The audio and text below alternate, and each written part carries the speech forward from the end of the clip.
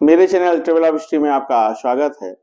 और आज जो हम चर्चा करेंगे वो नटराज जी की मूर्ति से है। जैसा कि आपको पीछे दिखाई पड़ रहा है, तो नटराज जी की मूर्ति हमेशा एक जिज्ञासा का विषय रही है कि आखिर नटराज जी की जो ये मूर्ति की जो नृत्य का एंगल है, या मतलब भगवान शिव की जो ऐसे मुद्रा है, वो हमें क्या बताती है। तो सबसे पहले तो हम इस पर चलते हैं कि नटराज जी की मूर्ति हमें सबसे पहले कहाँ मिली। तो हम देखते हैं कि भारत के राज्य तमिलनाडु में स्थित नटराज मंदिर, जो कि चिदम्बरम मंदिर या थिल्लई नटराज मंदिर कहलाता है, वहां से हमें सबसे पहली नटराज की मूर्ति मिलती है। भगवान शिव को समर्पित यह मूर्ति पांडिचेरी से, जिसे कि आज के पुदुचेरी भी कहते हैं, वहां से दक्षिण की ओर 78 किलोमीटर स्थित चिदम्बरम नामक स्थान से प्राप्त होती है। थिल्लई नटराज, जिसे कि चिदम्बरम नटराज मंदिर के नाम से भी जाना जाता है, यह नटराज और गोविंदराज को समर्पित एक प्रतिष्ठित हिंदू मंदिर है, जो शिव जी के नृत्य रूप और नृत्य के निर्णायक के रूप में महाविष्णु का प्रतिनिधित्व करता है। भारत के तमिलनाडु के चिदम्बरम में ये स्थित प्राचीन मंदिर काफी ऐतिहासिक मंदिर रहा है।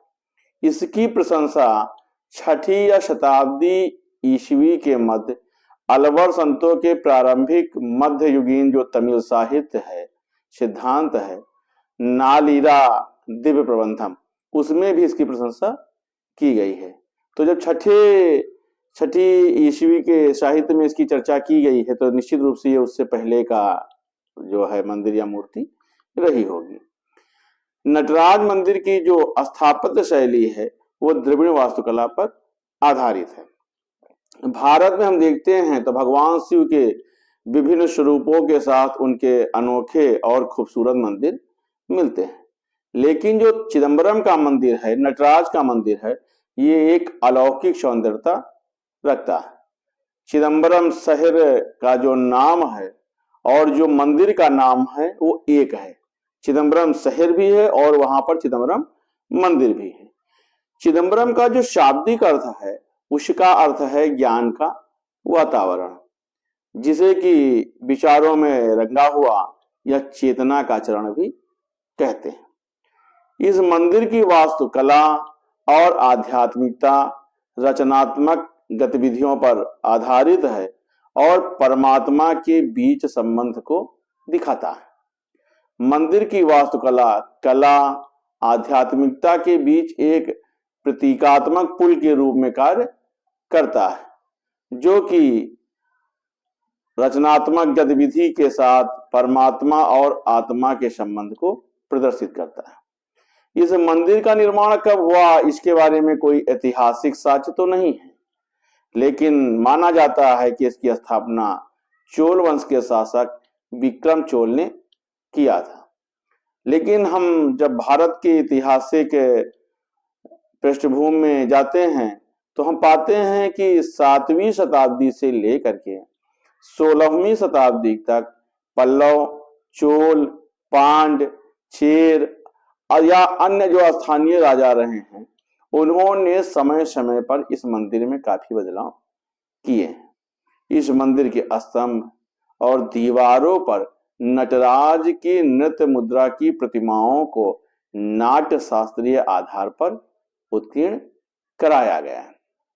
यह मंदिर या नटराज जी की जो मूर्ति है, यह धर्म, शास्त्र और कला का एक अनूठा संगम दिखाई पड़ता है। नटराज शिव की प्रसिद्ध मूर्ति की जो भुजाएं हैं, आप देख रहे हैं कि इसमें 4 भुजाएं हैं और चारों ओर ये अग्नि घेरे हुए हैं। उनका एक पैर आप देखते हैं तो उठा है और एक पैर के नीचे एक बौना या जिसे कि अकस्मा बोलते हैं, वो दबा हुआ है। दूसरा जो पैर है वो नृत्य की मुद्रा में ऊपर उठा है। अब ये मूर्ति की जो संरचना है, उसके आधार पर हम लोगों ने जो एक निष्कर्ष निकाला कि वो क्या निकलता है, तो जो शिव जी की मूर्ति है उसमें जो 2 पैर उनके दिखाए गए हैं, उसमें एक पैर पर के नीचे एक बौना या एक अकस्मा दबा हुआ है और दूसरा पैर नाचने की मुद्रा में ऊपर है। इसी तरह उनका जो पहला दाहिना हाथ है उसमें वो ऊपर एक की तरफ एक डमरू पकड़े हुए हैं। तो डमरू जो है वो उसकी जो आवाज है वो सृजन का प्रतीक माना गया है। डमरू के आवाज से ही हमारी वर्णमाला प्रकट होती है। तो इस प्रकार से जो ये शिव जी की मूर्ति का जो पहला जो हाथ है दाहिना हाथ, वो सृजनात्मक शक्ति को प्रदर्शित करता है। जो दूसरा हाथ है उसमें उन्होंने अग्नि को उठा रखा है, और अग्नि को जो आप प्रतीक मानते हैं वो विनाश का प्रतीक मानते हैं। आप ये मानते हैं या ये जाना जाता है कि अग्नि मलिनता को दूर करती है। तो अब हम देखते हैं कि एक हाथ में डमरू जो सृजन का प्रतीक है, और दूसरे हाथ में अग्नि जो कि आग का प्रतिनिधित्व करता है। तो इसका अर्थ है कि शिव जी के एक हाथ में सृजन है और दूसरे हाथ में विनाश है या विलय है। इसी प्रकार से उनका एक दाहिना हाथ अभय की मुद्रा में ऐसे आशीष की मुद्रा में ऊपर उठा है। तो जो ये बताता है कि हमें बुराइयों से अपनी रक्षा करनी चाहिए। यही जो हाथ ऊपर उठा है जो अभय मुद्रा में है, ये कहता है कि मुक्ति की कामना हो तो माया मोह से दूर रह करके ऊपर उठो। और जो उनके मूर्ति के चारों तरफ प्रभा मंडल है वो प्रकृति का प्रतीक दिखाई पड़ता है। इसी प्रकार से जो उनका चौथा हाथ है वो नीचे की तरफ झुका हुआ है। तो जो चौथा हाथ जो नीचे की तरफ झुका हुआ है वो दिखाता है कि हमें अपनी अज्ञानता को दूर करना चाहिए। उसका अर्थ है कि शिव मोक्ष का मार्ग का सुझाव करते हैं, अर्थात शिव के चरणों में ही मोक्ष। जो ऐसे हाथ है वो ये दिखाता है कि शिव के चरणों में ही मोक्ष है। उठा हुआ जो पांव है वो मोक्ष का घोतक है कि मोक्ष यही है, और जो शिव का चरण है हाथ जो दिखा रहा है यही मोक्ष का स्थान है। उनके जो एक पैर के नीचे जो दानव दबा हुआ है या जो अकस्मा दबा है या बौना दबा है वो अज्ञानता का प्रतीक है, जिसे कि दिखाया जा रहा है कि यह शिव द्वारा नष्ट किया गया है, अर्थात शिव अज्ञानता का विनाश करते हैं। इसी प्रकार से मूर्ति के जो चारों तरफ आग की ये लपटें उठ रही हैं ये ब्रह्मांड को दिखाती हैं, और उनके शरीर पर जो लहराते हुए सर्प हैं वो कुंडलिनी के या कुंडलिनी शक्ति के प्रतीक हैं। और हम देखते हैं तो ये पाते हैं कि शिव जी का ये संपूर्ण जो नाचते हुए या नृत्य करते हुए शरीर की जो आकृति बनती है वो ओंकार जैसी या ओम की संरचना में दिखाई पड़ती है।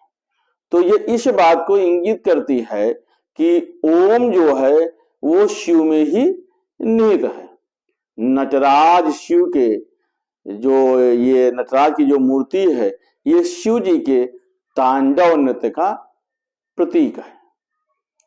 नटराज का ये नृत्य विश्व के 5 महान क्रियाओं को दिखाता है, सृष्टि की, स्थिति की, प्रलय की, अदृश्य या अंतर्निहित भावना की और अनुग्रह की।